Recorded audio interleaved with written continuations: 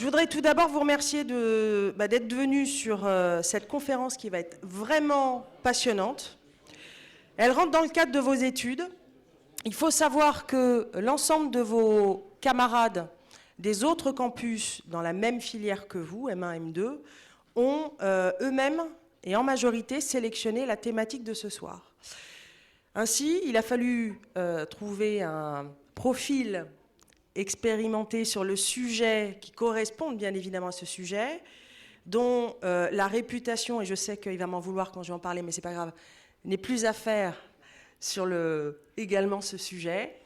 Je vous encourage à bien l'écouter, à lui poser les bonnes questions, parce qu'il y aura de l'interactivité. Vous allez voir, c'est super passionnant. Je ne vais pas le présenter, parce que je vais le laisser se présenter à vous. Je pense que pour certains, vous avez déjà eu la curiosité d'aller voir qui il était. Régalez-vous, parce que ce soir, ça va être super passionnant. Donc je vous demande d'applaudir François Freinet. Merci.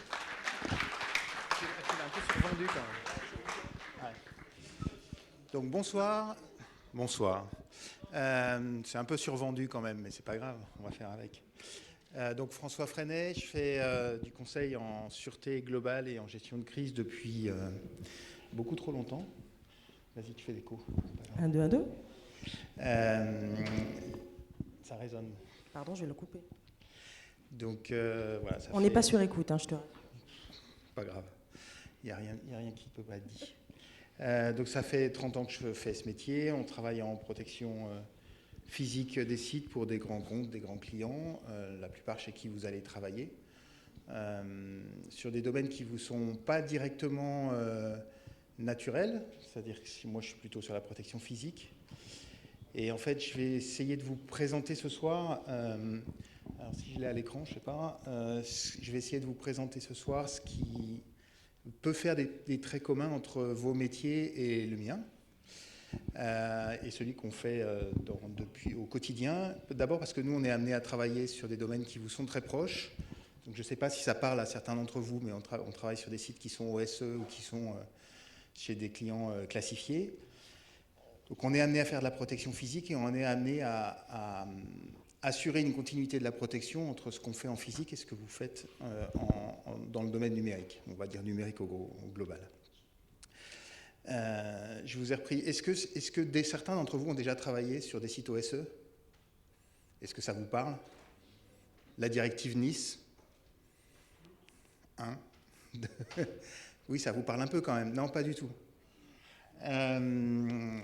Donc la directive Nice, c'est une directive européenne qui impose la protection des données pour des sites sensibles. Donc les OSE, c'est des opérateurs de services essentiels, qui sont juste la classification avant les SAIV, c'est-à-dire les secteurs d'importance vitale, qui sont classifiés par l'État.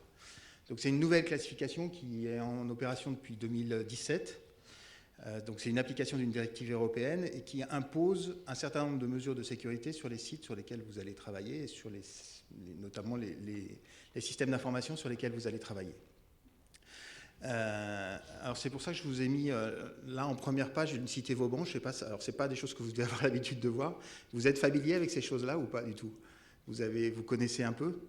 On va le détailler après, mais parce que les principes de protection d'une cité sont à peu près les mêmes que les principes de sécurisation d'un système d'information en réalité. C'est-à-dire qu'on fait des barrières autour, on essaye de maintenir les ennemis le plus loin possible, et puis quand ils rentrent, on essaye de les ralentir le plus possible dans la progression, et puis après, Inch'Allah. Donc voilà, donc je vais essayer de vous présenter les fondements théoriques et conceptuels qui sont sur nos métiers, et en particulier ceux qui vont trouver une transposition dans ce que vous allez faire.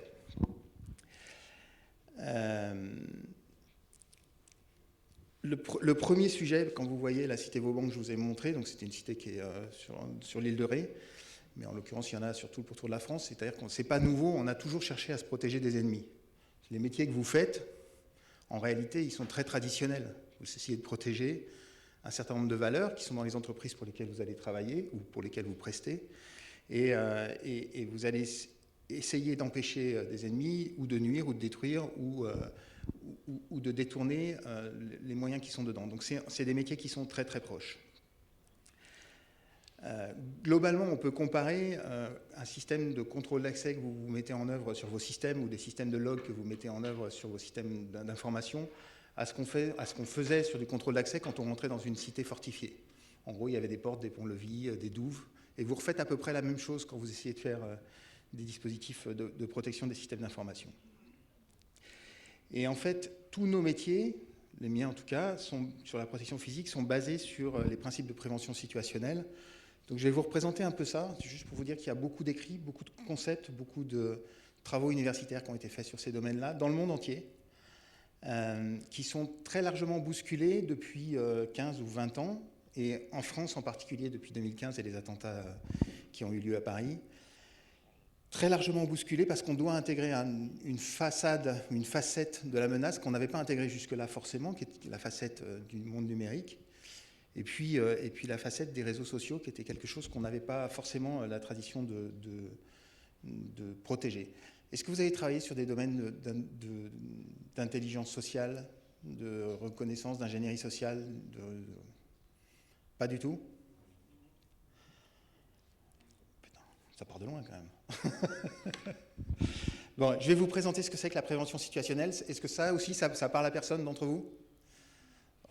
Ok. Donc je vous ai présenté les cités Vauban. Ce que je vous ai dit, vous avez vu, c'est des fortifications. On protégeait les gens qui étaient dedans, parce que c'était à ce moment-là qu'on a le plus de choses qu'on avait à protéger. On protégeait aussi les céréales, c'est-à-dire globalement ce qui permettait de faire manger les gens. On était un peu sur des choses un peu essentielles. Et ça, c'est vraiment, voilà, c'est une grande partie de notre histoire jusqu'au 19e siècle. On est arrivé à partir de 1900 sur toutes les théories hygiénistes, ça ne doit pas vous être familier non plus, mais qui ont consisté à essayer de travailler sur le comportement et d'améliorer, par l'aménagement urbain, d'améliorer l'hygiène et la santé dans les villes. Et puis on arrive aux années 60 avec deux auteurs qui sont assez fondateurs dans ces métiers-là. Un qui s'appelle Oscar Newman, l'autre qui s'appelle Jane Jacobs. Dans l'ordre, c'est plutôt Jane Jacobs qui commence. Et juste vous les présenter. Donc Jane Jacobs, en gros, pour la caricaturer, c'est le Jean-Luc Mélenchon de l'époque. Donc c'est ni une urbaniste, ni une architecte, voilà, c'est juste une gauchiste qui arrive et qui en fait vit dans le village à New York, donc plutôt dans un quartier huppé. Et il y a à ce moment-là des grandes tentatives à New York de réaménagement de New York, qui on essaie de faire des autoroutes. En gros, les promoteurs essaient de racheter des morceaux de New York pour faire des autoroutes qui passent au milieu, ce qu'ils ont réussi à faire à la fin. Et puis des cités qui, du coup, étaient réaménagées autour des autoroutes. Et comme elle veut protéger le village, pour ceux qui ont été à New York, c'est un endroit plutôt agréable, elle veut protéger cet endroit-là, et donc elle commence à animer un mouvement politique et à développer des théories qui vont être prises en fait par tous les organismes les plus sécuritaires du monde. Ce qui, quand même, moi, me fait toujours rire. C'est-à-dire que ça part d'une idéologie très politique et très gauchiste, dans l'absolu, et très autoprotectrice, c'est-à-dire qu'elle cherche à protéger son environnement. C'est très égoïste, en fait, comme démarche au départ. Mais en réalité, elle pose, ce faisant, des théories que vous allez voir, que vous allez appliquer dans les systèmes d'information, qui sont, en gros, au lieu de faire un urbanisme de bars et de grands volumes, on va essayer de faire des urbanismes de petites entités qui vont surveiller la rue. En gros, elle dit, si on met les gens qui regardent vers la rue, ils vont protéger naturellement l'espace parce qu'ils vont se l'approprier.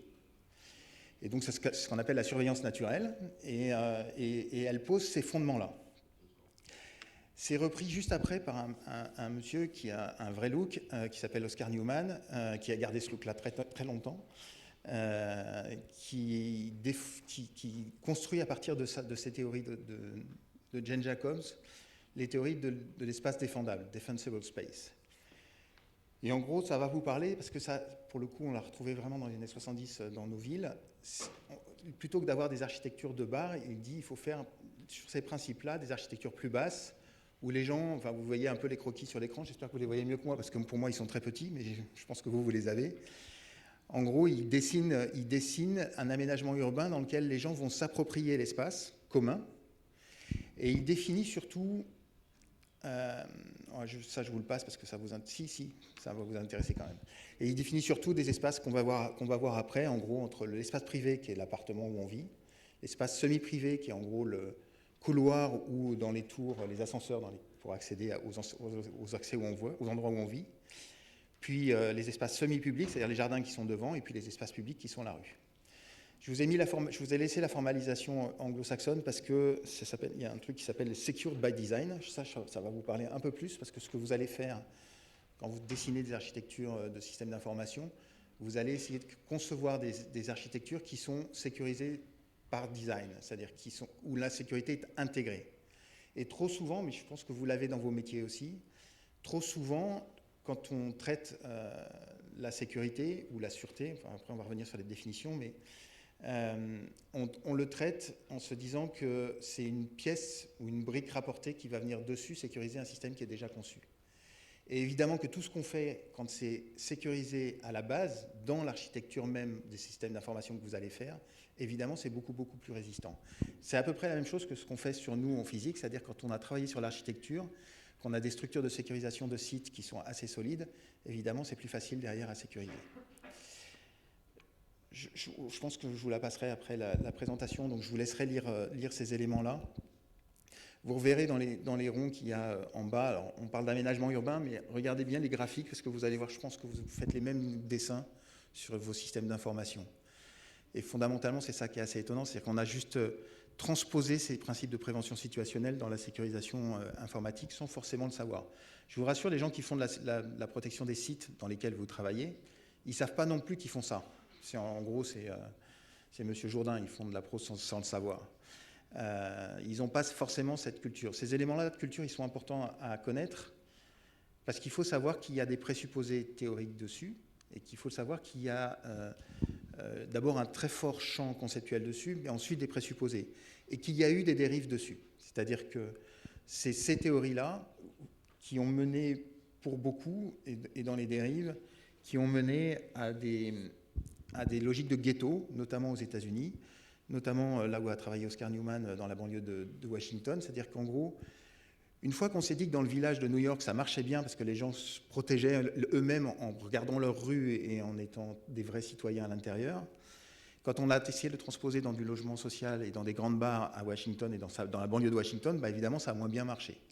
Et comme ça ne marchait pas, en fait, Oscar Newman s'est dit, bah, si ça ne marche pas, c'est parce que les gens n'ont pas assez de culture commune.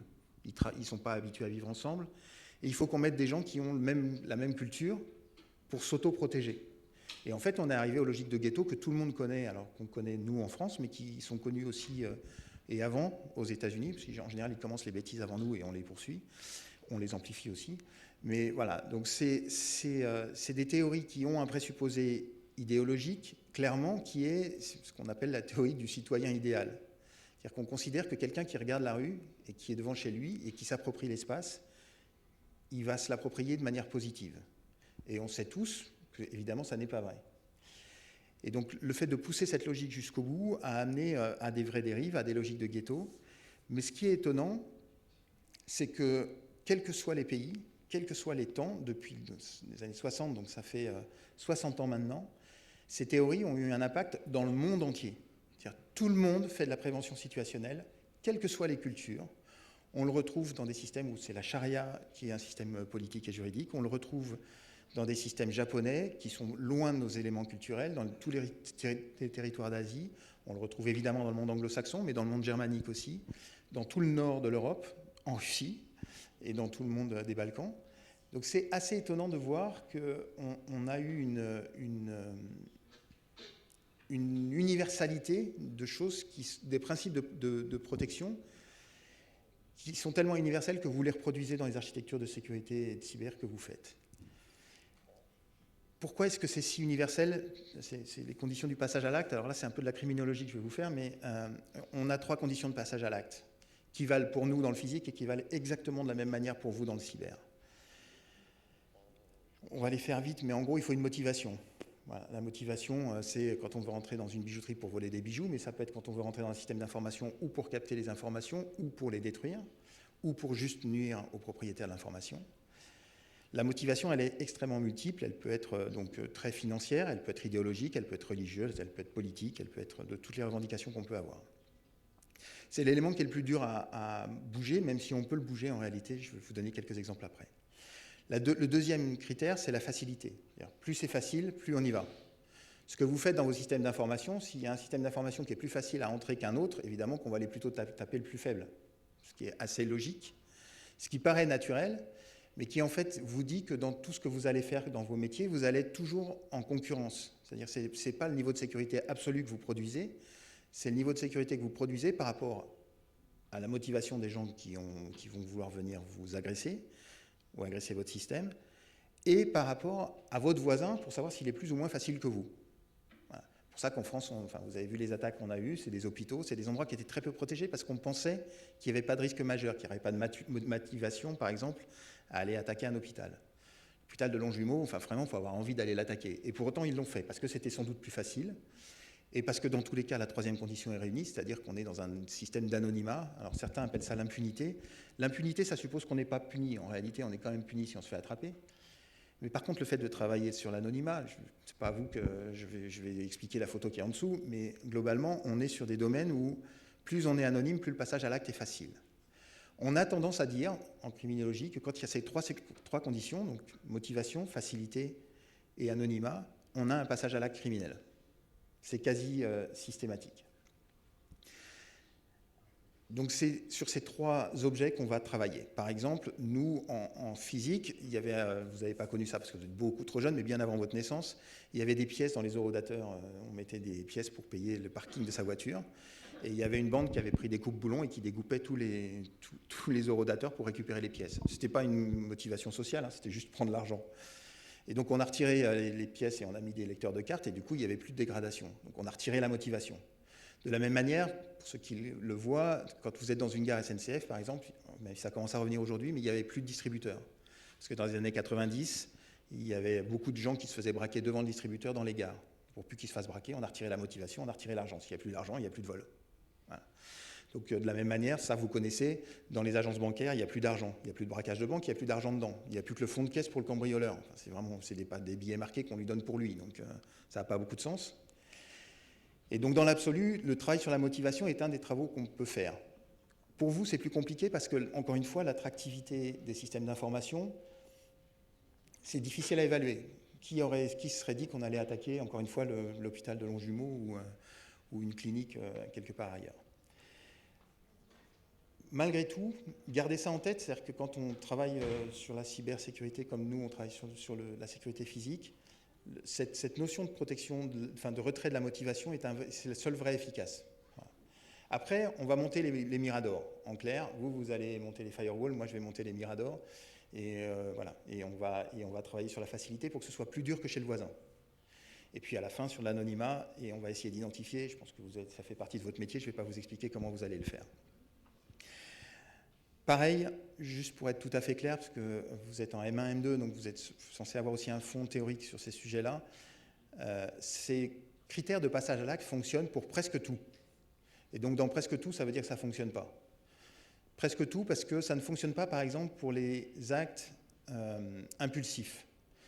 Voilà, si j'ai laissé mon téléphone sur cette table et que Faten passe après, et par réflexe, elle va me le voler. C'est pas réfléchi, c'est idiot, elle va se faire prendre, je vais l'engueuler, on va se fâcher, c'est dommage, tout ça. Pour autant, elle l'a fait. C'est-à-dire, c'est un acte qui est totalement irréfléchi. Et ces trois conditions de passage à l'acte ne fonctionnent pas sur ces actes qu'on appelle des actes d'impulsion. Ils ne fonctionnent pas non plus sur des domaines qui sont le domaine de la folie et du psychiatrique, puisque là, il n'y a pas de rapport entre qualité-prix, on va dire, ou de bénéfice-risque. Et donc ça fonctionne mal aussi pour ces choses-là. Et puis il y a une troisième catégorie pour laquelle ça fonctionne mal, c'est les gens qui sont sous influence. C'est en gros le mec est camé qui rentre dans une agence bancaire alors qu'il sait qu'il n'y a pas d'argent dedans, qui prend sa seringue et qui la met sous le cou de la caissière ou de l'opératrice et qui lui dit « j'ai le sida et tu me donnes l'argent ou je te pique ». Il va se faire prendre, il va rester bloqué dans le sas, on a son image, on a ses traces, il ne va pas gagner d'argent, ça a zéro sens et pour autant il l'a fait. Et ça continue à arriver bien qu'on ait retiré l'argent des agences bancaires. Donc voilà, sachez aussi, c'est toujours pareil, à chaque fois qu'on a une théorie ou à chaque fois qu'on a un fond conceptuel, il y a toujours un présupposé derrière où on se dit ça marche. Les conditions du passage à l'acte, pour vous comme pour nous, ça fonctionne à 90%. Mais il y a 10%, ça ne fonctionne pas. Donc quel que soit le niveau de protection que vous allez faire, il y aura toujours 10%, ça ne marchera pas. Je vais vous passer un peu plus vite là-dessus. Toutes ces théories-là sont basées sur les notions de territorialité. Je suis sûr que vous pouvez faire des transfert de cette partie physique dans votre partie logique, que nous on appelle logique, mais vous appelez numérique. Les notions de comportement et de gestion du territoire, la manière dont les oiseaux se posent sur un fil, la manière dont les gens s'assiedent dans un parc, elle répond à une forme de comportement social habituel, usuel et observable, c'est-à-dire reproductible. C'est la vraie définition de la science. C'est un phénomène qui est, à condition équivalente, et toujours reproductible. Donc derrière ces théories de prévention situationnelle, où on cherche à protéger en fait un site et des flux, on va y venir, il y a un vrai fond de théorie qui est assez fort sur les notions de comportementalisme et de notions de territoire. Ce dont je vous parlais tout à l'heure, vous voyez que chez nous, vous remplacez la maison par votre système d'information et vous allez voir, ça marche pile poil. On a le domaine public, ce qui est ouvert, ce qui est pour vous et sur le web ou sur Internet. Vous avez l'espace semi-public qui correspond à des espaces donc, de cheminement piéton et qui sont plus autorisés à tout le monde, mais qu'à une partie. C'est les premiers niveaux de contrôle d'accès quand vous allez sur les sites de vos clients et quand vous commencez à rentrer avec des dispositifs de contrôle d'accès. Ce qu'on disait tout à l'heure, c'est sur le semi-privé, qui est déjà beaucoup plus proche de l'endroit où on est, et puis le domaine privé dans lequel, a priori, l'espace public ne rentre pas. En fait, ce que vous faites en cyber, je vais parler sous contrôle de vos enseignants, mais globalement, c'est ça.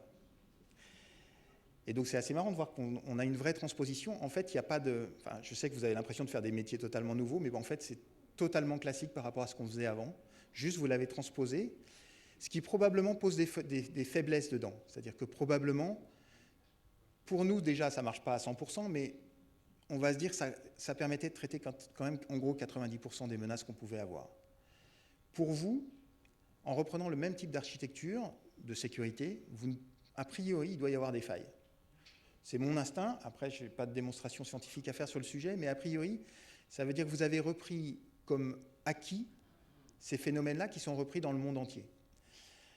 Et moi, vraiment, c'est cette notion d'universalité qui m'intéresse beaucoup parce que c'est intéressant de comprendre pourquoi ça marche. Alors, je vous ai parlé déjà des risques de dérive et des risques de ghettoisation et des erreurs d'urbanisme qui ont été faites sur ces bases-là. Je vous passe un peu là-dessus parce que ça vous intéresse moins. Le bout du risque, c'est quand on est arrivé aux gated communities, c'est-à-dire en gros des gens qui vivent que entre eux, en s'enfermant, plutôt les riches, mais les pauvres aussi, ce qui est assez paradoxal. Et en gros, on crée des endroits où on n'est que entre nous et on a totalement bunkerisé tout ce qu'on pouvait faire autour de chez nous. Là aussi, c'est un risque pour vous en termes de système d'information, puisque globalement, vous devez au contraire organiser la fluidité. Elle doit être sécurisée, mais il doit y avoir une fluidité de la circulation de l'information et des personnes et des biens. En l'occurrence, le bout des dérives sur les... Tiens, je vais paumer mon téléphone avec force. Le bout des dérives sur ces domaines-là, c'est effectivement les gated communities. En tout cas, moi, j'appelle ça une dérive, parce que ça n'est pas forcément comme ça qu'on veut concevoir un espace urbain, qui a plutôt tendance à être ouvert, assez proche de ce que vous faites. Vos clients ou vos employeurs, ils vous demandent d'être dans des espaces qui sont ouverts. Et donc, j'espère que vous ne tomberez pas dans ces dérives-là. Je vous le donne tout ça parce que c'est des éléments de culture générale, mais voilà. Les principes de prévention situationnelle, c'est tout ce qu'il y a là. Je ne vais pas vous le détailler, c'est trop long. Mais en gros, on dit il faut augmenter l'effort pour commettre un acte criminel, il faut augmenter les risques de se faire prendre, il faut réduire les gains, et il faut réduire les excuses si on se fait prendre. En gros, c'est les quatre principes sur lesquels on travaille. Et vous voyez que ça s'applique assez bien, parce que derrière, on retrouve ce que vous allez trouver dans vos systèmes d'information, la protection des cibles, le contrôle des flux, le déplacement des cibles quand on ne peut pas les contrôler, etc. Voilà. La surveillance formelle pour ceux qui vont travailler dans la cybersec directe et la surveillance naturelle pour les autres, c'est-à-dire la surveillance de tous et de tout le monde. J'essaye de faire assez vite quand même pour avoir un peu de temps pour échanger. Je ne sais pas si... Est-ce que vous aviez déjà vu des choses comme ça ou pas? C'est pas votre monde, hein? C'est pas votre monde. Est-ce que vous voyez des choses qui se transposent dans vos métiers ou pas? Dans tout ce qu'on dit là? Est-ce que ça ressemble aux architectures que vous faites de sécurité? Globalement, hein, c'est proche, c'est assez étonnant quand même à voir. Enfin, moi, ça me surprend toujours, donc... Alors, il y a deux solutions là-dessus. Soit on considère que c'est un principe absolu qui fonctionne très bien et que donc on sécurise tout comme ça, soit on considère que ça s'applique très très bien au physique et que le transfert sur le cyber n'est pas forcément évident. Et que peut-être on va laisser structurellement, dans la conception même des architectures de sécurité que vous faites, on va laisser des erreurs. Et ça, c'est vraiment intéressant à essayer de voir. Je pense que c'est plus une réflexion pour vous derrière, mais qui a un vrai sens. Moi, j'ai essayé de travailler aujourd'hui. Alors, on va terminer sur des exemples après, mais j'ai essayé de travailler sur les notions qui étaient transposables dans vos métiers. La première notion qu'on a quand on travaille en prévention situationnelle, c'est la notion d'espace. Et évidemment, nous, notre espace, il est bousculé par l'arrivée du numérique. C'est-à-dire ce qu'on faisait il y a 40 ans, parce que je vous ai dit que j'étais un vieux dans le métier, ce qu'on faisait il y a 40 ans et ce qu'on fait aujourd'hui n'a rien à voir. On ne travaille plus sur le même espace. En gros, l'exemple, je vais reprendre un peu cet exemple-là, pourquoi ça marchait très très bien et de manière universelle, ce système-là. En gros, on joue sur des réflexes naturels. Quand vous vous sentez menacé, vous avez tendance à vous enfermer chez vous. Vous allez fermer vos volets, fermer vos portes, et vous dire « oulala, il y a une menace dehors ». Quand vous faites ça, en fait, ce n'est pas réfléchi, parce que vos fenêtres, vos portes et vos volets, ils ne résistent pas à un agresseur vraiment motivé, si on va vraiment au bout. Donc en fait, ça ne vous protège pas réellement, et pourtant vous le faites. Et c'est globalement ce qu'on a fait en prévention situationnelle. Et nous, la fin de notre efficacité, c'est que quand on a fait tout ça, si un père de famille s'enferme avec sa famille parce qu'il craint pour sa famille dans l'endroit où il est, et qu'il se met à fermer ses barricades, fermer ses 3 clés de porte, fermer ses volets et mettre des barreaux, il y aura toujours son fils qui, à un moment donné, est lui, à l'intérieur de sa chambre, en ligne, et en train de donner des informations sur tout ce qui se passe chez lui. Quoi qu'on fasse, le cyber, il permet toujours de rentrer là où c'est fermé dehors. Et donc ça, pour nous, c'est une vraie modification du concept. C'est-à-dire que, je vais vous le montrer à la fin, mais en gros, on travaillait sur 6 faces. On travaille sur les 4 faces d'un bâtiment, puis le toit et puis le sous-sol. Une fois qu'on a protégé les 6 faces, a priori, on se disait on est peinard. Mais en fait, on en a une 7e avec le cyber. Et c'est notre limite de compétence. Et c'est le début de la vôtre. Sauf que vous ne savez pas ce que nous, on a fait avant. Et nous, on ne sait pas ce que vous allez faire derrière.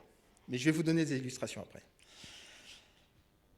Donc cette notion d'espace, elle est vraiment importante parce que la manière dont on la définit, dont on le définit, va permettre derrière d'adapter les réponses de sûreté qu'on va pouvoir faire.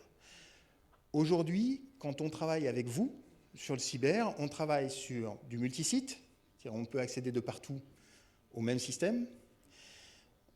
On n'a pas forcément un système centralisé, on a des systèmes d'information qui sont souvent éparpillés, parfois regroupés sur un espace serveur, mais qui est pour le coup très sécurisé, mais pas toujours.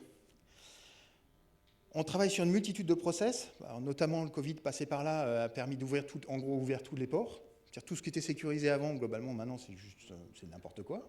Enfin, il faut être clair. Hein. Tout le monde accède de chez soi, sans aucune maîtrise de l'appareil et de l'entrée.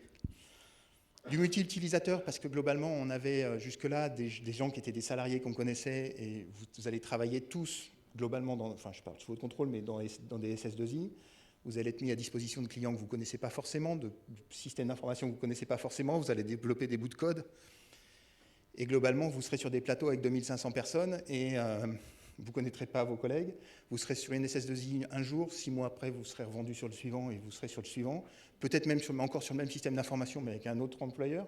Enfin, je veux dire, vous avez une réalité de vos métiers qui est que vous allez être des multi-utilisateurs d'un système de sécurité que vous allez produire ou que vous allez subir. Et puis du multi-accès qui, pour nous complique beaucoup les choses. Quand on fait un site et qu'on a un seul point d'accès, c'est relativement simple. On met un contrôle d'accès, on passe un badge et on est content, on a identifié les gens et la vie est belle. Quand on en a 20 portes, c'est beaucoup plus compliqué. Quand on en a 100 et quand on en a 1000 ou 100 000 dans les domaines où vous travaillez, c'est beaucoup, beaucoup plus compliqué.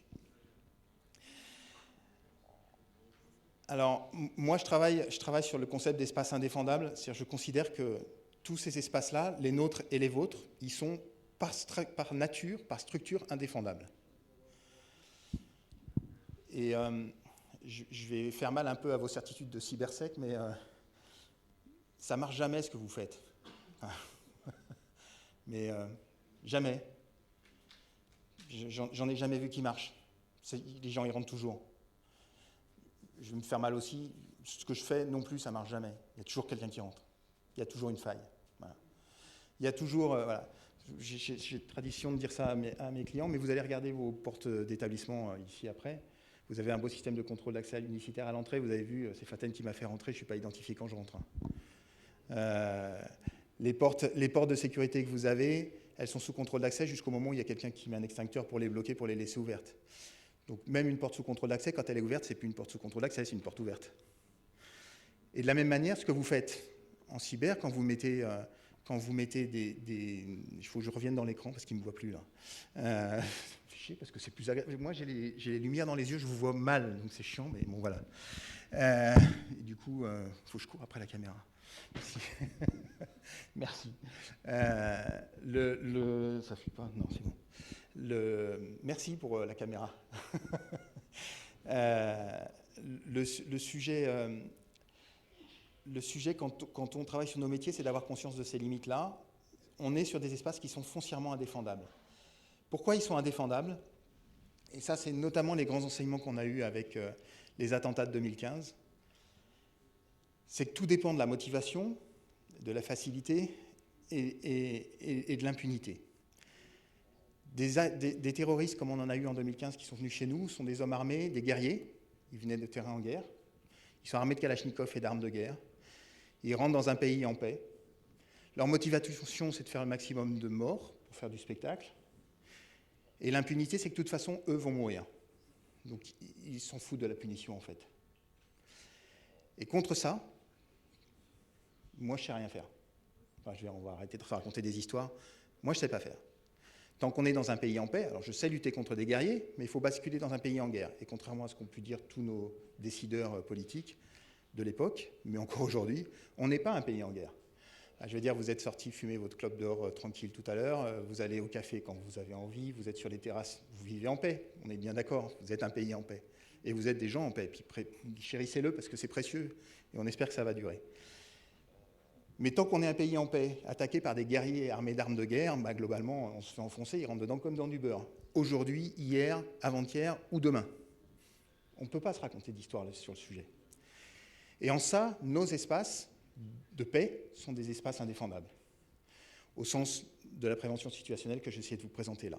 De la même manière, sur une motivation suffisante sur vos systèmes, les systèmes d'information que vous êtes censés protéger, a priori, il y a quelqu'un qui a suffisamment de motivation et suffisamment de moyens, on va dire des armes de guerre, mais différentes, il rentre. Enfin, il rentre.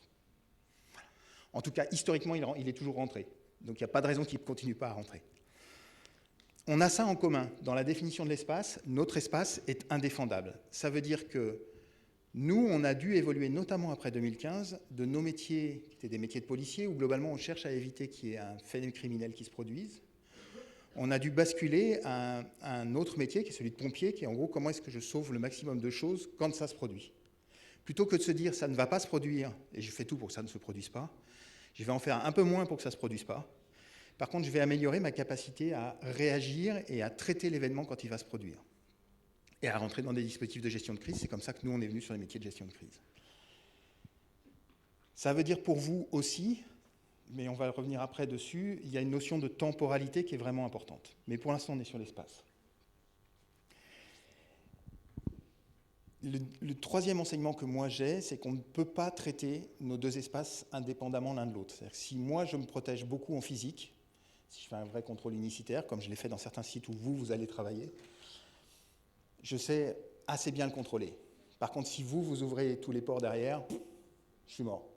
C'est-à-dire, ça ne servait à rien ce que j'ai fait. C'est l'exemple du gamin dans la maison de son père qui a tout fermé, ou de sa mère. En l'occurrence, on est obligé aujourd'hui, quand vous traitez des architectures de sécurité cyber, comme nous on traite des architectures de sécurité physique, on est obligé d'intégrer de la continuité de l'un à l'autre, et surtout la cohérence des niveaux de protection. C'est-à-dire, s'il y en a un qui est trop fort, du coup, le point faible est juste après. J'ai fait un site, notamment un site très sécurisé en matière un site serveur, dans lequel, objectivement, c'était vraiment très compliqué physiquement d'attaquer. C'est-à-dire qu'il n'y avait personne dedans. Donc, c'est plus compliqué déjà de trouver une faiblesse humaine. Et il y avait des process extrêmement lourds pour rentrer dedans. Donc on savait que physiquement, on ne pouvait pas venir se plugger dessus.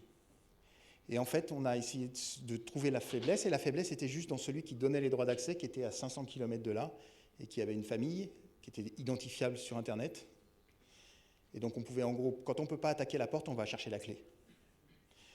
Et ça, c'est la continuité de la protection entre ce que vous faites et ce que nous, on fait. Aujourd'hui, c'est une donnée qui est incontournable. Pour avoir travaillé sur beaucoup de sites où vous allez travailler, où vous faites de la cybersec, très franchement, vous êtes les dernières personnes qui se préoccupent de ces éléments physiques-là. Vous utilisez ces sites comme des clients d'un hôtel. Sauf que ce n'est pas un hôtel, c'est un système. C'est un système de sécurité au même titre que vous êtes dans un système d'information. Et avoir cette sensibilité-là, c'est-à-dire de se dire qu'on est dans un espace qui contribue à la sécurisation de l'ensemble du dispositif, est vraiment importante. Le premier trait commun, donc moi, que je vois, c'est celui-là, c'est cette notion d'espace. Le deuxième, il est plus simple, c'est la notion de contrôle d'accès. Alors, je vous ai parlé de la réglementation OSE avant, donc il y a un seul article qui touche la sécurité physique sur la réglementation OSE, c'est l'article 17, qui traite de la protection des sites où sont hébergés des systèmes d'information de services essentiels. Voilà. Donc, si vous n'avez pas travaillé dessus, donc c'est compliqué de vous en parler plus. Il n'y a pas de niveau de classification sur ces choses-là. Après, sur les autres niveaux supérieurs, on ne peut pas en parler.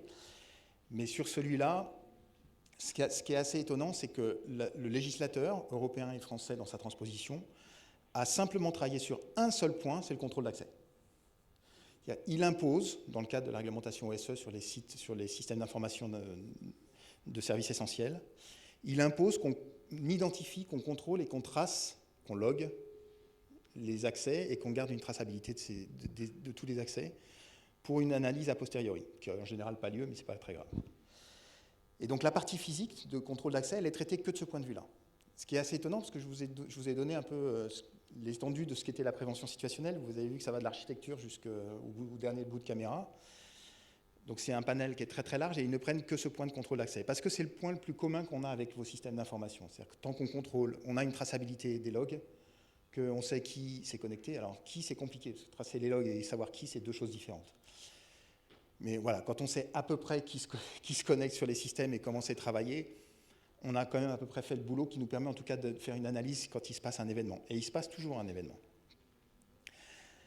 Quand nous, on travaille sur des sites comme cela, donc on doit travailler en contrôle d'accès, juste pour vous le dire, on travaille dans le même principe de prévention situationnelle sur une défense en profondeur qu'on va voir après, mais en gros, il faut qu'il y ait plusieurs points de passage pour accéder jusqu'aux points les plus sensibles. Ça peut être assez différent de vos architectures. C'est-à-dire vous avez parfois des informations vraiment critiques pour vos systèmes d'information qui sont très très proches en fait de la bordure.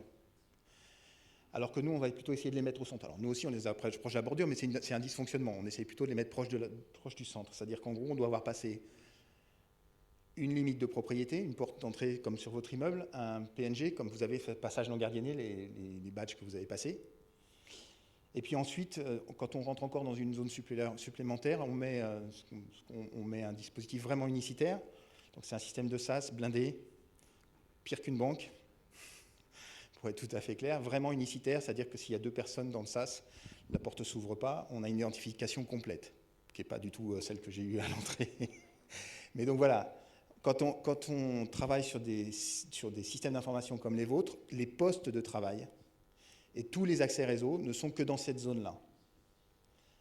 Jusqu'au moment où le service informatique nous dit « bah ouais, mais j'ai besoin d'autres gens qui ne peuvent pas rentrer là et accès au système » et donc ils rouvrent les ports. Et en général, on a investi des millions pour pas grand-chose à la sortie. Mais la réalité du principe, c'est ça.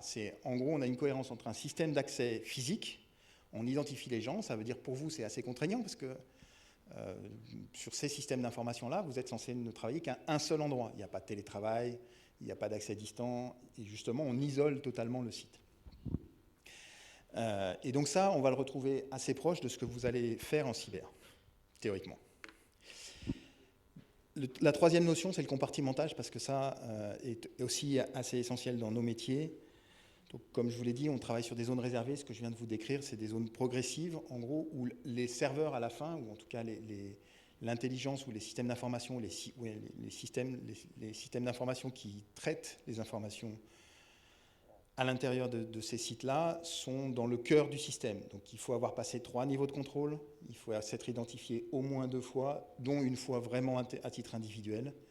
Et ensuite, il y a le log qui, en plus, aide. Et on a assuré une continuité et on est sûr que la personne qui est rentrée est bien celle qui se log. Et à ce moment-là, on peut avoir accès au système. Donc en fait, on a un mix de plus en plus étroit entre ce que nous on fait et ce que vous allez faire. Du coup, vous allez rentrer sur des notions qui sont un peu plus les nôtres, qui sont les notions d'évacuation ou de confinement. Traditionnellement, quand vous êtes dans une salle comme ici, si elle est sécurisée et qu'on vous dit qu'il y a une alerte, la seule chose que vous allez faire, c'est sortir. C'est-à-dire prendre les petits bonhommes verts, là, j'espère que vous les avez repérés, et vous allez sortir le plus vite possible vers l'extérieur. Dans vos systèmes d'information, ça n'existe pas. C'est-à-dire que ce que vous allez faire est plutôt de confiner les gens à l'intérieur, ou de confiner l'information à l'intérieur. C'est une démarche exactement inverse. Sauf que, quand vous le sécurisez, il y a des architectures de sécurité informatique qui sont aussi décentralisées, c'est-à-dire où on a justement évacué tout le monde, pour évacuer le danger. Ou déplacer la cible, on va encore le faire comme ça. Alors on transfère le poids du risque là-bas, mais en attendant, on peut avoir sur des architectures très explosées et très, très décentralisées, on a une manière de confinement qui ressemble aujourd'hui à ce que la police demande qu'on fasse dans les immeubles. C'est-à-dire qu'en gros, s'il y a une alerte terroriste devant, les policiers vont nous demander de fermer les portes et de vous enfermer plutôt ici. Ce qui est assez contre-intuitif en réalité, et qui probablement va faire des morts parce que c'est une mauvaise idée. Mais c'est comme ça, c'est ce type de réflexion qu'on a aujourd'hui. Je ne suis pas sûr que vous ayez ce type de réflexion, de savoir si vous traitez plutôt en protégeant vers l'intérieur ou vers l'extérieur. Et pourtant, c'est assez dimensionnant sur tout ce qu'on peut faire, nous, en sécurité physique et vous, en sécurité logique. Et puis, on a un sujet commun, c'est le dernier, mais je vais le passer sur le suite, non, je vais le faire avant. C'est les flux. C'est-à-dire que quand on travaille sur des sites comme les vôtres, ceux où vous travaillez, moi, un site moyen où il y a du cyber et du développement, en gros, c'est 2000, 2500, 3000, 4000 sur les très très gros sites ingénieurs qui travaillent simultanés des profils comme les vôtres. Ce que vous traitez comme information, c'est des millions de flux dans tous les sens. Et c'est le même sujet que nous. C'est-à-dire que quand on travaille, par exemple, sur la gare du Nord, je vais prendre un exemple qui va vous parler. La gare du Nord, c'est 700 000 flux de voyageurs par jour. Et on va passer à 1 million de flux par jour. Quand il y a un attentat sur la gare du Nord, notre sujet, ce n'est pas de traiter l'attentat, notre sujet, c'est de continuer à faire partir et arriver les trains, parce que sinon, on bloque tout Paris, et toute la région parisienne, et donc toute l'économie, en à peu près moins de 24 heures. Donc le sujet de maintenir des flux et de maintenir des systèmes en exercice dans un moment critique, y compris pour nous quand il y a un attentat, en fait, cette notion-là, elle est très très proche de ce que vous devez faire. C'est-à-dire vous devez assurer quand même que l'entreprise dans laquelle vous êtes, le système sur lequel vous travaillez, fonctionne encore. Et ça se rapproche d'une notion assez moderne de ce qu'on fait, nous, en termes de protection physique. Et je vous en ai parlé tout à l'heure, mais on arrive au vrai sujet qui est intéressant. Parce qu'aujourd'hui, nos transformations de métiers, elles ont dimensionné ces choses-là. Nous, on travaille sur les 4D, ce qu'on appelle les 4D, c'est en anglais, donc ça va vous parler, mais Deter, Detect, Dispatch, Deny. Deter, c'est la prévention.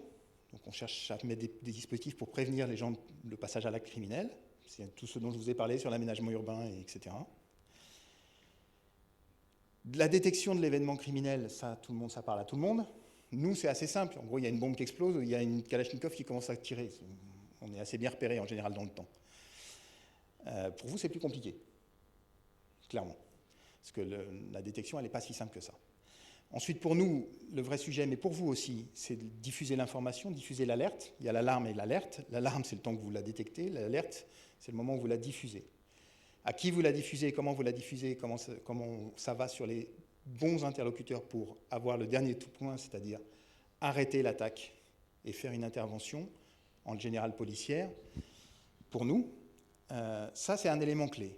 Pour reprendre les attentats de 2015, la détection, elle est assez facile. Le Bataclan, elle est assez facile. Elle n'est pas facile du tout, d'ailleurs, parce que ça bouge beaucoup le soir du 13 novembre. Mais par contre, quand ça pète au Bataclan, on le sait assez bien. La détection, on a quand même un petit temps de retard, notamment sur le Bataclan, parce qu'il y a beaucoup d'attaques sur le 11e qui descendent, et puis sur le Stade de France qui font vraiment diversion, en fait. Mais l'attaque sur le Bataclan, elle est identifiée avec presque 1 heure de retard. C'est gigantesque 1 heure, hein, quand c'est en train de mitrailler. Hein. C'est beaucoup de morts. Et ensuite, la diffusion de l'alerte est compliquée parce qu'on ne sait pas qui intervient. Il y a la BRI qui est en train d'intervenir sur le 11e et sur les cafés. Le RAID n'est pas appelé. Le GIGN n'est pas appelé. Et donc, on a des vrais sujets d'organisation derrière. Et ensuite, l'intervention, c'est effectivement la BRI qui intervient, qui fait plutôt une belle intervention à la fin, mais qui en fait est très très loin et qui a eu le temps de faire énormément de morts. Transposez ça à vos systèmes d'information. On va le faire en plus paisible parce que ça, c'est un sujet sanglant qui n'est pas très agréable. En gros, le temps de l'événement de l'agression, vous ne l'identifiez pas forcément tout de suite. Donc ça veut dire que vous allez devoir faire des efforts sur la détection de l'événement, ou de l'intrusion, ou de l'agression, ou de l'altération des données qui sont chez vous. Plus tôt vous le détectez, plus tôt vous pouvez diffuser l'alerte. Mais ensuite, la diffusion de l'alerte et la réaction, tout en assurant les flux, puisque ce qu'on vient de voir tout à l'heure, ça, c'est très très compliqué. Et c'est très compliqué dans nos métiers aussi. Mais vous voyez, c'est un petit graphique comme ça, mais en gros, si vous avez une bombe, la première bande, elle est horizontale, c'est-à-dire qu'on a le maximum de morts tout de suite. Si c'est un mitraillage, ça peut s'étaler un peu.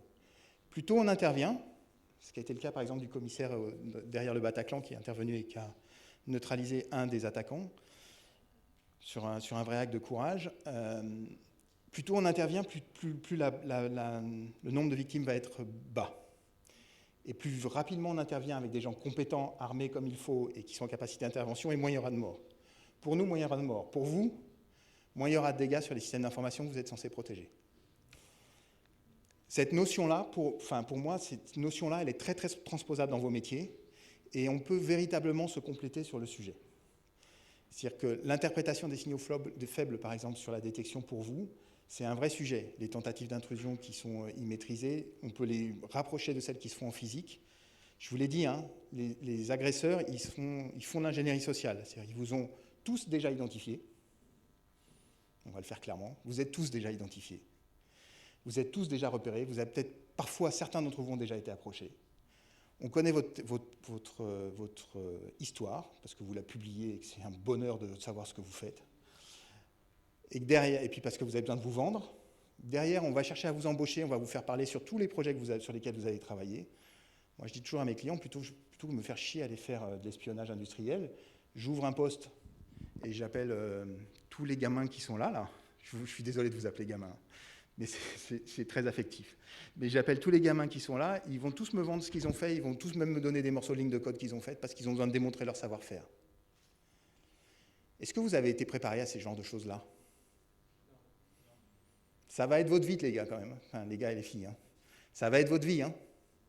Vous allez avoir à apprendre la discrétion. J'ai vu qu'il y en avait quelques-uns d'entre vous qui ont essayé de se mettre en lien avec moi sur LinkedIn. Vous avez vu que je ne fais pas beaucoup de publications, pour ne pas dire que je n'en fais pas du tout. Je le fais parce que les clients me le demandent. J'ai 0 publication, j'ai 0 existence. Vous pouvez trouver plein de choses sur moi, parce que j'ai fait des publications, mais en dehors de ça, moi, je n'ai pas vocation à être dans le public. Vous non plus, a priori, sauf que moi, je suis mon propre employeur et je fais ma vie. Et puis je suis à la fin de ma vie professionnelle, donc la vie est belle. Vous avez une carrière à faire. Et donc vous avez ce paradoxe de devoir vous vendre et en même temps de constituer une vraie fragilité pour tous vos employeurs. Donc sachez d'abord que vous êtes identifié et que d'autre part que les gens qui vont vous protéger vont aussi travailler à vous protéger, y compris contre vous-même. Parce que le premier risque qu'on a aujourd'hui quand on travaille sur des systèmes d'information comme les vôtres ou que vous êtes censé sécuriser, quelque part c'est vous.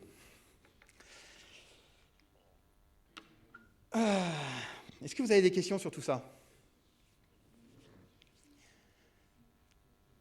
Certains d'entre vous, je suppose, vous êtes M1, M2, vous avez déjà travaillé dans des entreprises en cyber. Un peu. Vous avez identifié toutes ces difficultés-là ou pas ? On vous en a parlé ? Vous avez été reçu par des gens qui font la sécurité dans les sites où vous êtes allé travailler ?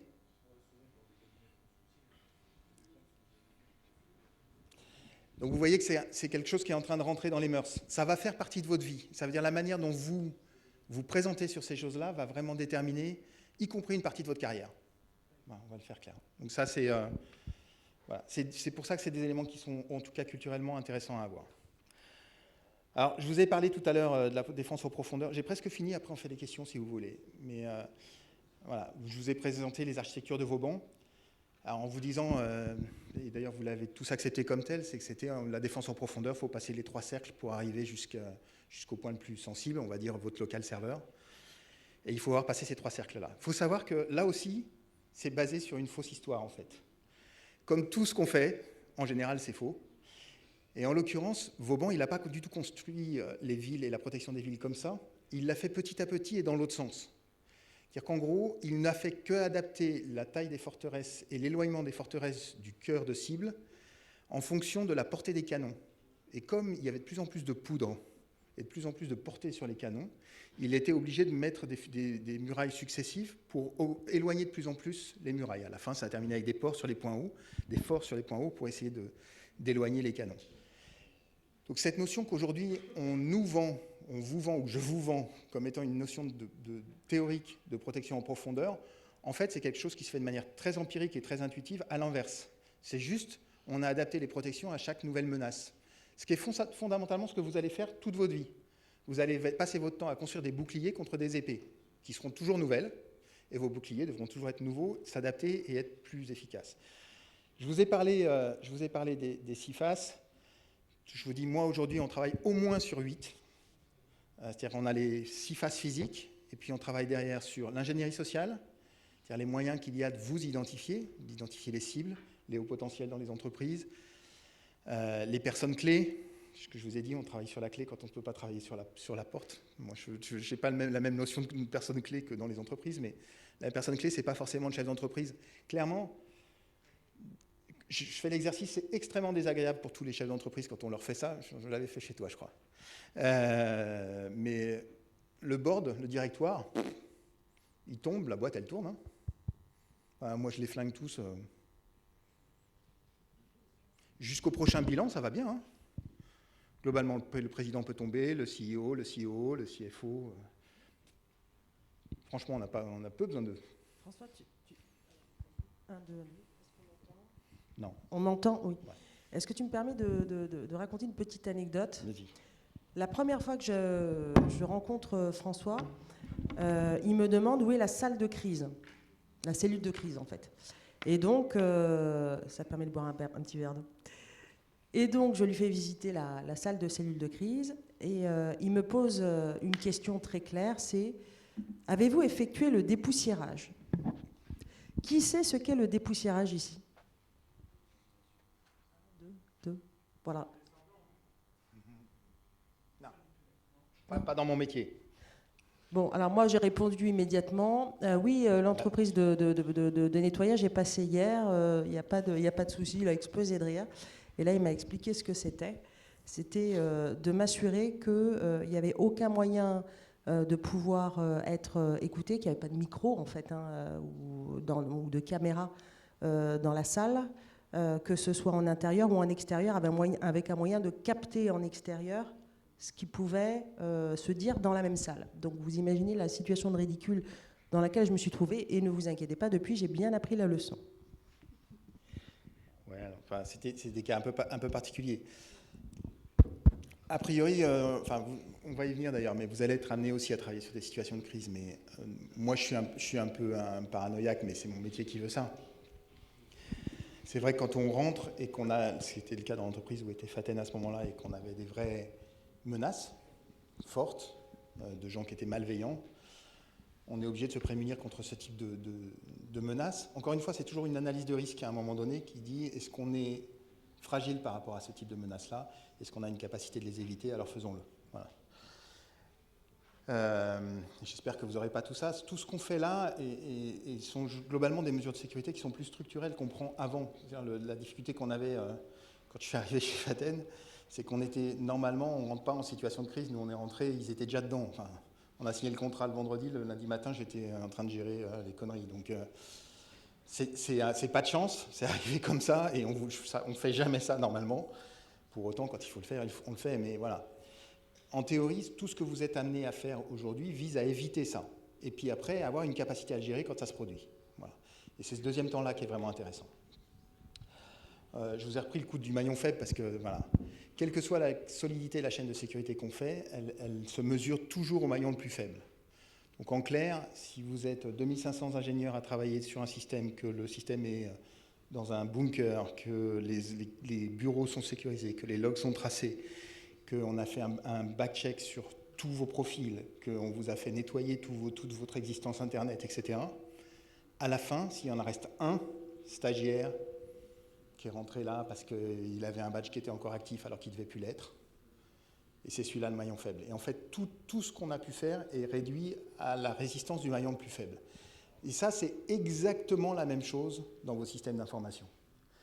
Vous pouvez mettre en œuvre un demi-tonne de moyens de sécurité. S'il y a un blaireau quelque part qui a l'accès sur le backdoor parce qu'il l'a fait, ça va arriver. C'est comme ça. Et c'est extrêmement compliqué. Alors, c'est extrêmement compliqué à expliquer à des investisseurs, à vos employeurs. Quand on leur dit qu'il faut mettre 12, 15, 20 millions dans la protection d'un site, parce que c'est dans ces chiffres-là qu'on parle, hein, quand même. En sursécurité, pas pour la construction, juste en sursécurité.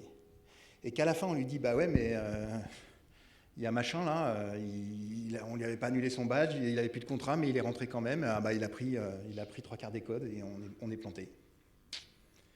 C'est compliqué à expliquer ça à un mec qui vient de lâcher des millions pour le faire. Et donc, vous êtes des moyens véritablement extrêmement puissants d'accès. Plus on va être bon, nous, sur la sécurité physique, vous, sur la sécurité logique, et plus vous serez les moyens faibles. Et plus vous serez des cibles. Voilà. L'ingénierie sociale, c'est un vrai sujet, aujourd'hui. C'est un vrai sujet avec des pratiques habituelles. Et en France, on est un peu innocent sur ces choses-là. La plupart des pays, notamment anglo-saxons, c'est dans la culture. Hein. Un Anglais qui vient et qui vous a espionné, qui a posé des micros chez vous et qui a essayé de rentrer sur vos ordinateurs, il trouve ça normal. Enfin, c'est pas agressif. C'est un copain, hein, en plus. Enfin, c'est juste la pratique normale des affaires. Chez nous, on dit ça, oh là là, c'est des méchants, surtout les Anglais. Mais c'est vrai. Mais oh là là, les Anglais, c'est terrible. Non, ils ont juste une pratique différente de la nôtre. Dans les pays asiatiques, de la même manière, l'intelligence sociale et l'intelligence économique font partie de la pratique du métier normal. Je pense qu'il y a vraiment besoin de vous acculturer sur ces éléments-là. Enfin, vous culturer d'ailleurs, je ne sais pas comment on dit. C'est pas le bon terme. Hein. Acculturer, c'est l'inverse. C'est l'inverse d'acculturer. Vous avez des vrais sujets de sensibilisation à avoir sur ces sujets-là. Et vous allez avoir cette pression-là toute votre vie. Voilà. J'ai fini pour ce qui est de la présentation, mais je suis preneur de questions si vous en avez. Alors, est-ce qu'il y a des questions, peut-être même des témoignages, ce que vous avez pu vivre en entreprise ou perso, ce que vous avez pu lire, voir dans un film? La parole est libre. La première question est toujours la plus difficile, hein, mais bravo pour celui qui se lancera le premier. Allez, top. Est-ce que vous voulez bien faire passer le micro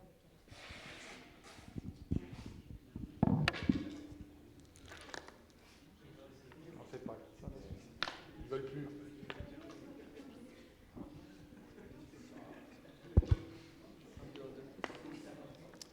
Bonsoir, je suis étudiant en M2 et j'aurais une question par rapport à votre présentation tout à l'heure.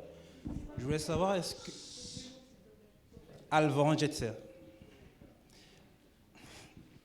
Alors, je voulais savoir, est-ce que le fait de trop durcir la sécurité, à un moment donné, ne peut pas être contraignant à un niveau, pour côté physique en particulier, comme côté logique? Parce qu'à un moment donné, plus il est durci, plus pour les employés ont accédé au bâtiment, par exemple, ça va être une difficulté à un moment donné parce qu'il faut passer 36 000 portes et tout ça, je ne sais pas. Donc, comment est-ce qu'on peut résoudre ce problème-là? Alors, c'est très, très, très vrai. Alors, c'est vrai pour vous comme pour nous, d'ailleurs. Mais c'est très, très vrai. Ce dont je vous ai parlé tout à l'heure, moi, sur un site classifié, donc, c'est 2 passages d'accès. 2 dans la journée. C'est extrêmement compliqué d'expliquer ça aussi à un employeur qui a la volonté de tout contrôler et de vérifier en gros à quelle heure vous allez bouffer, à quelle heure vous revenez, à quelle heure vous allez prendre le café et jouer au baby-foot. Et c'est ce dont je vous parlais tout à l'heure aussi sur les flux. C'est-à-dire que l'entreprise, elle doit travailler. C'est-à-dire vous devez y aller, vous ne devez pas mettre 3 heures à rentrer, vous devez accéder... voilà. Le temps moyen qu'on donne pour accéder à son poste de travail, c'est 1 minute et demie entre la rue et le poste de travail.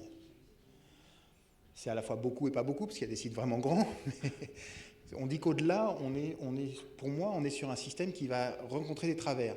Rencontrer des travers, c'est-à-dire que c'est vous qui allez casser le système. Ce qui vous fait chier, en fait. Ce que j'observe dans à peu près tous les endroits où j'ai des profils comme les vôtres qui travaillent. C'est-à-dire que le coup de l'extincteur dans la porte, vous l'avez tous fait et vous le ferez tous. Sauf que voilà, moi après j'ai une porte ouverte et je ne sais plus travailler. Je ne sais plus protéger le site. Donc en fait, la condition pour que ça fonctionne, c'est effectivement un contrôle, un PNG à l'entrée, et après un accès sur une zone réservée qui est vraiment, pour ceux qui doivent y aller, qui est vraiment unicitaire. Moi, je différencie l'unitaire de l'unicitaire. L'unicitaire, on a un vrai contrôle d'une personne et on est sûr que c'est elle qui est rentrée. Donc c'est 2 passages dans la journée, c'est en gros moins d'1 minute 30, c'est-à-dire que les temps de passage doivent être sur un PNG, on est sur 8 à 10 personnes qui rentrent par minute. Quand vous arrivez tous aux mêmes heures, c'est compliqué, donc voilà. Il y a des tas de calculs de flux sur ces choses-là. Ce qui est sûr, c'est que si on emmerde trop les gens, ça ne marche plus.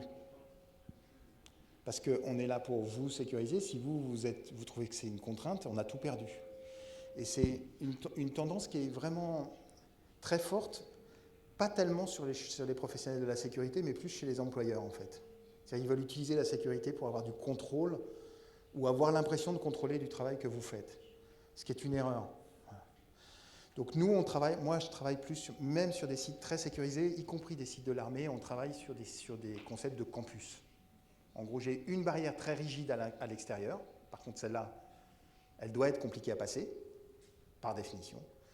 Et ensuite, une zone réservée à l'intérieur pour ceux qui doivent y aller, mais c'est à 10% des salariés qui sont dedans ou des gens qui travaillent dedans. Donc, c'est la condition de réussite. Si vous passez votre journée à badger, c'est que le système est mal fait. C'est pas vous qui êtes mauvais, hein, c'est le système qui est mauvais. Donc, vous le dites à vos employeurs, ils m'appellent, je travaille pour eux, je gagne des sous, la vie est belle. Est-ce qu'il y a une autre question ?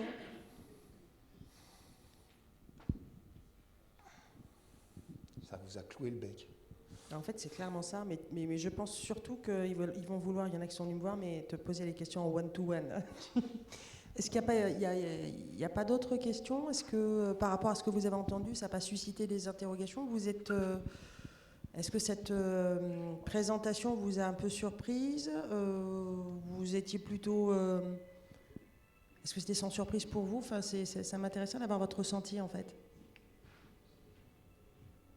Qui a été surpris ?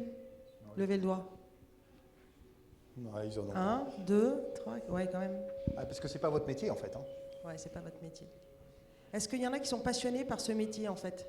Le métier que François a présenté, est-ce que vous y verriez bien, en fait ?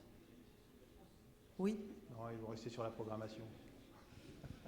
Je pense que c'est un travail il faut tout le temps se mettre à jour. Si tu te mets pas un jour, je crois, au bout de quelques mois, bah, c'est bon, tu n'es plus à jour, quoi. Vu qu'il y a tout le temps des vulnérabilités, c'est un truc qui...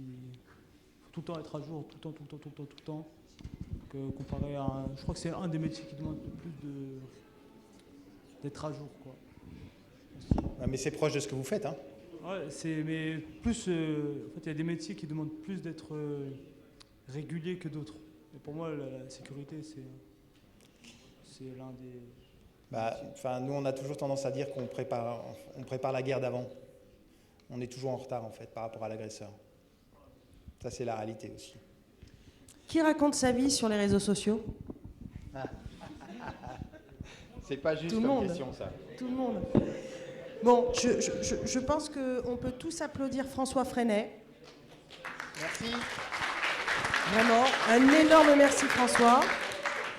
Et je laisse ceux qui voulaient échanger avec lui en aparté aller le voir en NBL si tu es bien évidemment d'accord François. Merci pour tout.